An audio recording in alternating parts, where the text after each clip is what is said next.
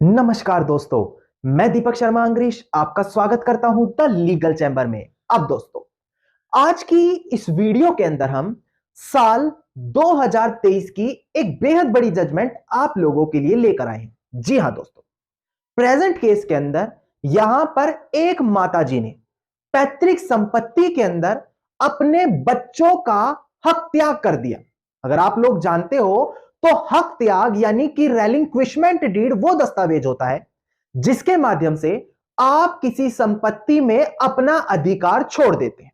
Now दोस्तों, question ये आता है कि अगर बच्चों की उम्र 18 वर्ष से कम है तो क्या जो उनके लीगल गार्जियन या फिर माता पिता होते हैं उनको यह अधिकार होगा कि वो अपने बच्चों का हिस्सा पैतृक संपत्ति के अंदर हक त्याग कर सकते हैं? क्योंकि काफी दिनों से मुझे 2-3 क्वेश्चन लगातार लोगों के पूछे जा रहे हैं कि सर, पैतृक संपत्ति में आपने बताया था कि हक त्याग करने के बाद बच्चों का हिस्सा नहीं होगा।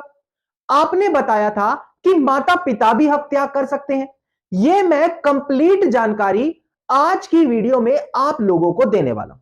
अब दोस्तों, अगर आप लोगों को हमारी ये वीडियोस अच्छी लगती हैं, अगर आप लोगों को हमारी तरफ से किए गए एफर्ट्स अच्छे लगते हैं, तो मेरा आप लोगों से अनुरोध है, वीडियो को आप लाइक जरूर कीजिएगा और साथ ही साथ अपना वैल्यूएबल कमेंट सेक्शन में जरूर लिखें। इसके अलावा अगर आप इसी प्रकार की इंफॉर्मेटिव वीडियोस रोजाना पाना चाहते हैं तो चैनल को तुरंत सब्सक्राइब करके नोटिफिकेशन बेल आइकन जरूर दबा दें। तो चलिए दोस्तों, हम आज की इस वीडियो को अब ज्यादा लंबा ना करते हुए आज की इस वीडियो को स्टार्ट करते हैं।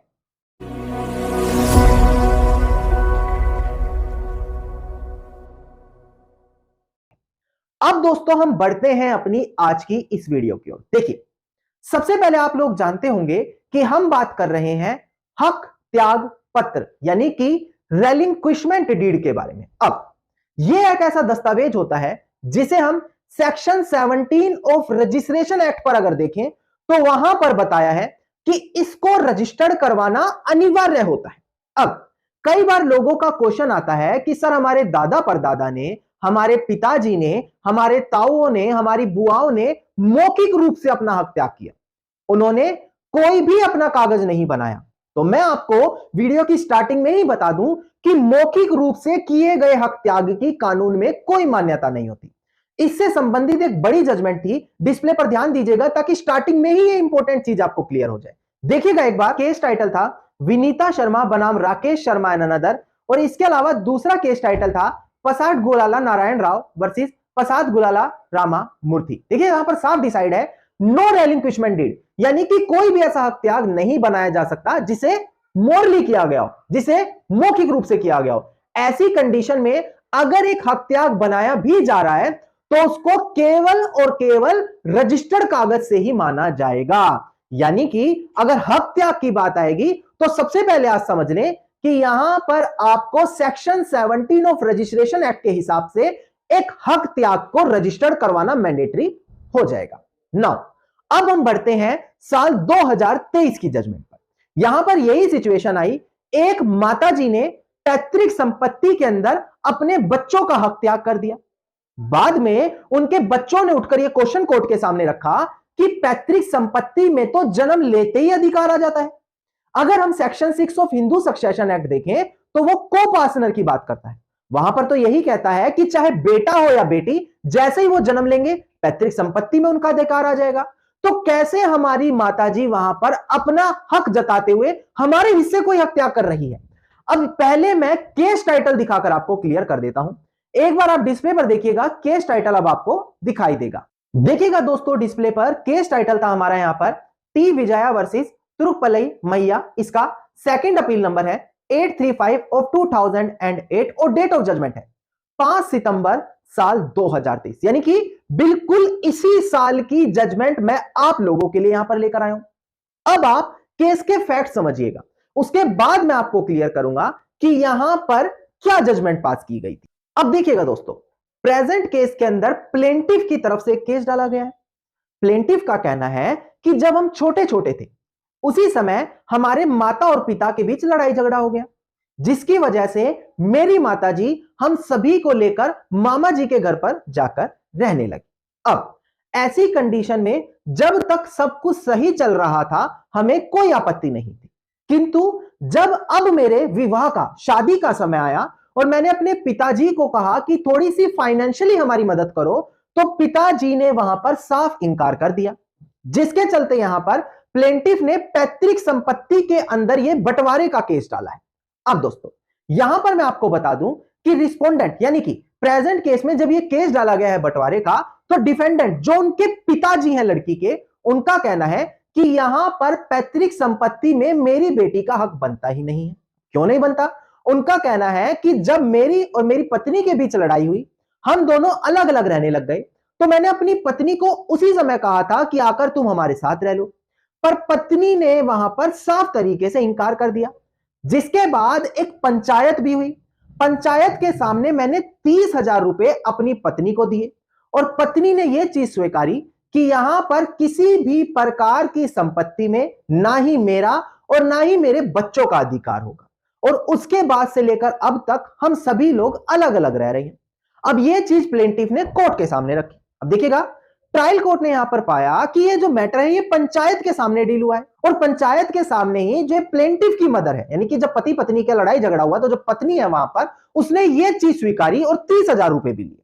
अब ट्रायल कोर्ट ने इस चीज को देखकर यह फैसला डिफेंडेंट के पक्ष में दे दिया। फैसले में यही कहा गया कि जब ऑलरेडी पैसा लेकर हत्या कर दिया गया है, तो कैसे आज उठकर आप दोबारा से अपना हक मांग सकते हैं। ना दोस्तों, यह मैटर आगे अपील होता होता ऑनरेबल तेलंगाना हाई कोर्ट के सामने पहुंच गया। अब तेलंगाना हाई कोर्ट के सामने क्वेश्चन यही आ रहा है कि क्या एक माताजी अपने बच्चों का भी हक त्याग करने का अधिकार रखती है? पहली चीज। दूसरी चीज, क्या एक हक त्याग केवल ओरली रूप से भी हो जाएगा? अगर माताजी कह रही है पंचायत के सामने कि बच्चों का हक त्याग हो गया, मेरा हक त्याग हो गया, तो क्या यह चीज लीगली रूप से एक्सेप्टेड मानी चाहिए? अब देखिएगा दोस्तों, यहां पर तेलंगाना हाई कोर्ट ने क्या फैसला सुनाया।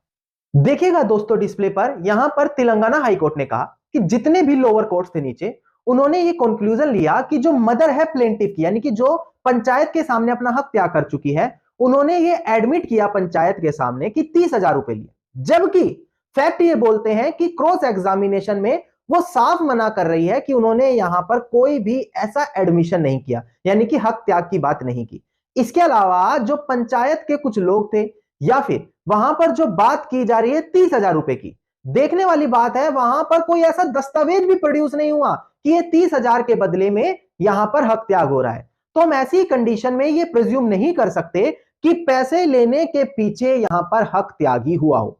ऐसी कंडीशन में पहली चीज तो ये कि अगर हक त्याग करने की बात आएगी तो वो हमेशा रजिस्टर्ड दस्तावेज से होगा, तभी उसकी कानूनी मान्यता है। और यहां पर दो बड़ी जजमेंट का रेफरेंस दिया जो मैंने वीडियो की स्टार्टिंग में भी क्लियर करी थी, विनीता शर्मा वाली।